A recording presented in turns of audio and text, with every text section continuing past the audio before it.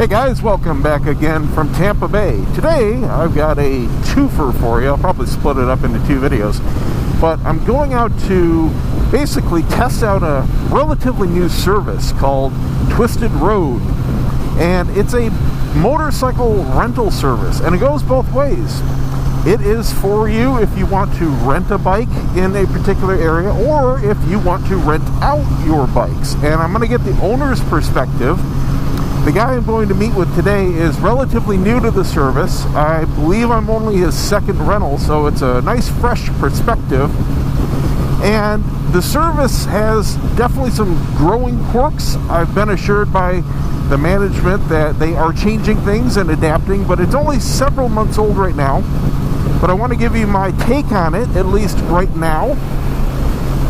As long as you're aware of these quirks going in, it's not a big deal. And it's things you'd find out after your first time using it, but they're a little strange if you're just thinking it's a normal rental service.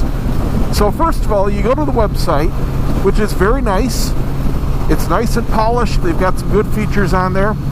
And basically, you use a map to go through your area, and you can very easily see what bikes are available from different owners in your area. Now, in my particular area, there was really only one bike I was even interested in riding. There aren't too many around me right now because, like I said, it's fairly new. But different areas around the country definitely have better results. Frankly, around here, the roads just aren't that great. If you're going to rent a bike around the Tampa area, it's probably going to be to cruise around if you're on vacation or something like that. It's not like you're going to be going out here to ride some dedicated great motorcycling roads. There aren't any. So you go through the map and you see the bikes available. The price for the bike per day pops right up, and generally they're between $60 and $200 per day.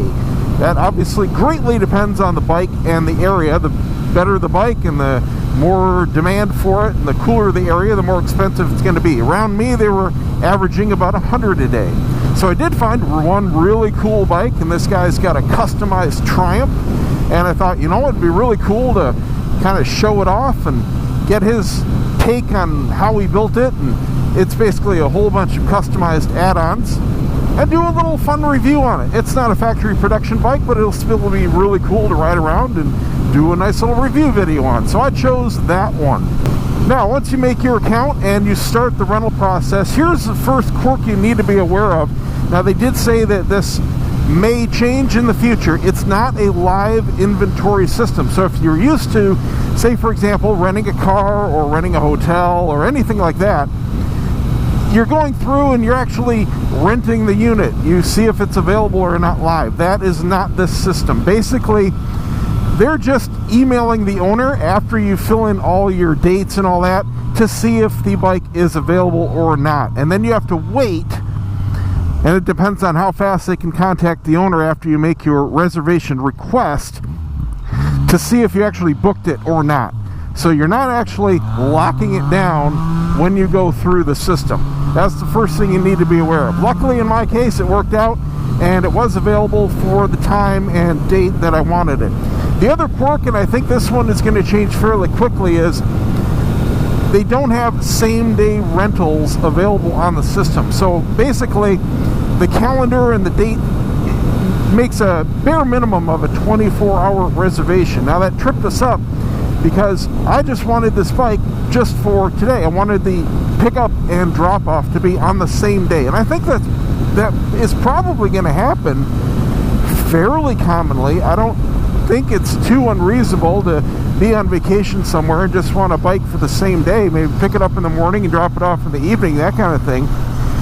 So when I made the booking, the system automatically changed my pickup day to 1 day prior. So it made itself a 24-hour window, and that kind of tripped us up because the owner thought I was picking the bike up the day before I actually am. Today's a Saturday, and it put in the pickup date for Friday. So they took a little bit of coordination to get that sorted out, but not a huge deal. So you go through, you get your confirmation and all that. Now, the other big quirk, and this one is a little off-putting to be frank, there is a 20% surcharge And they say it's for marketing and operation of the website and all that kind of stuff. Frankly, that's just cost of doing business to me. That's not a surcharge. That's what you're paying for. And you don't find out about it until the very last step of checking out. Nothing that I saw on the website at all mentioned that ahead of time. And it's certainly not baked into the prices you see for each bike. Get off your phone, dude. Let's go. Yes, I see you looking in the mirror, looking up from your phone. So in my case, the advertised price was $100 a day for the bike, but the actual cost was $120. So after you get your confirmation, everything's golden, they shoot you a simple email that says, okay, you're confirmed, and they give you the phone number of the owner.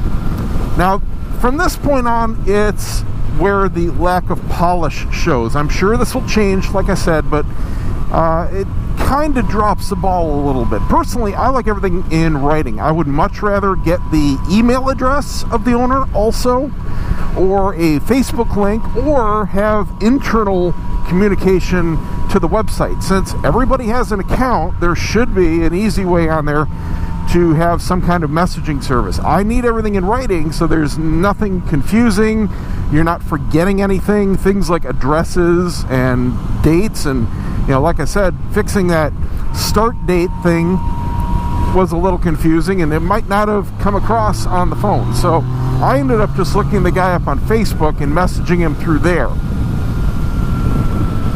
But none of that is handled through the system. All they give you is the guy's name and phone number. It's up to you to do everything else beyond that. I would like a little more hand-holding for the service, especially for the price.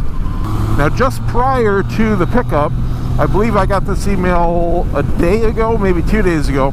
They give you a general outline of what's going to happen. And it's a PDF, and again, it's not very polished. It's kind of like a, I don't know, something somebody threw together at home. It's a 2-page PDF, and they're not the same size. It just looks a little janky, but the information's good. They just detail what's going to happen next, and most of it is on the owner. Basically, they say make sure you bring your license with you, and the owner is going to take a video of the bike before you take it out, and detail your license info and all that kind of good stuff. And then it's up to you to document anything he missed, and you're off and good to go. Now, like I said, everything beyond the point of booking is up to you. So if you need to change your drop-off, or if you need to make any kind of arrangements with the address, or in my case, there's a gate code, so I've got to call the guy when I get there, that is completely up to you to handle. Parking is also an issue that I think needs to be addressed. In this case, the original pickup location was downtown Tampa in an apartment complex, and there's no public free parking in places like that. So I got with the guy. Oh man, it's starting to rain. And I didn't bring all my waterproof stuff. Oh well. So I got with the guy, and he said, no big deal, you can park your bike, because I'm obviously riding my bike over there to get his bike, in my apartment spot. So that worked out fine. But if, say, you're on vacation and you have a rental car or something, you're gonna have to figure all that out. I would like to see something on there just detailing what the parking situation is for each owner and each bike. A lot of times these are going to be simply out of your house, so maybe you just need to say, or maybe they need to have a spot on the site for, a parking spot is available for your car in my driveway, or parking on the street, or there's a public lot nearby, that kind of thing. In my case, if the guy didn't have an apartment spot available, it would have been about $20 to park in a nearby parking structure, and I would have had a little bit of a walk. But as it turns out, we changed the pickup location to his friend's house, which was a little bit closer, about 45 minutes from me, here in North Tampa. So I'm here at the owner's, and we're going through the initial checkout process. He's doing photos here for any previous damage to the bike, which there's nothing major, just a couple little minor things he knows about. So he's taking the photos, and then he takes, at the end here, a photo of my license next to the odometer, and then I go through and take my own photos if need be. And I'm, of course, doing a video, so I'm going to do an all-around video just as part of my routine, and then I'm off.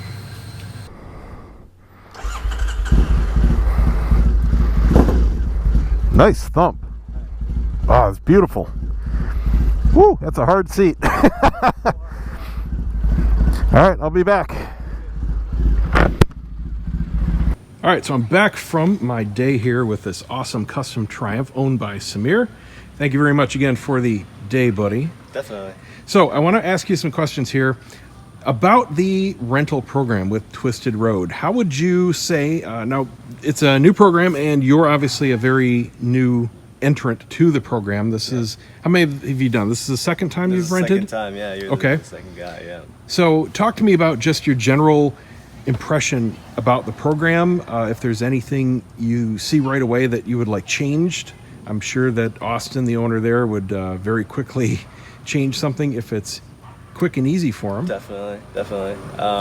Yeah, I think just the initial communication between the rentee and the owner of the bike. I think that if there's a little easier way to bridge that gap, I think that would be helpful just to kind of initiate like what needs to be done, because I think if you're a first-time renter, it's going to be a little awkward as far as like what do you need to show up with, or reaching out, or like if you don't ride all the time, like it's like, hey, like do you have an extra jacket or a helmet or gloves, good point, whatever, things like that sort. And if the owner has extra gear, then maybe that's something that they can facilitate with. I know it's kind of listed on there, but I think it might be beneficial to kind of bridge that gap there. Definitely.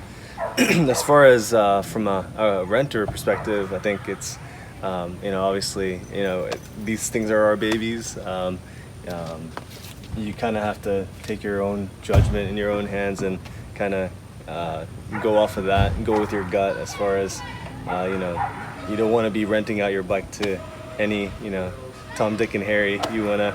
So you mentioned something to me earlier that I wasn't aware of. I didn't see on their FAQ or anything, that you can deny renting your bike out at any point to a prospective person. You definitely can. Yeah, so if you get some janky vibes, or if they show up and they're in flip-flops or whatever, you can just say sorry.